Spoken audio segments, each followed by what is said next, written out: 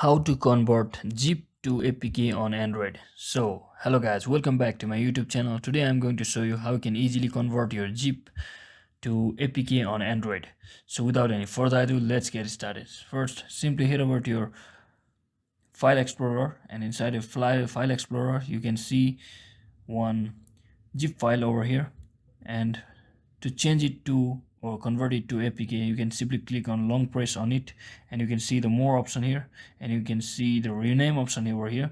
What you need to do is simply remove the zip and simply add the .apk option name, and once you rename, click on rename it. Don't worry if it causes any warning issue here. You can simply click on change. We are just changing it, and as you can see, the zip file has been successfully converted to APK. So that is it guys. Hope this video was helpful. Don't forget to like and subscribe to the channel. See you in the next one.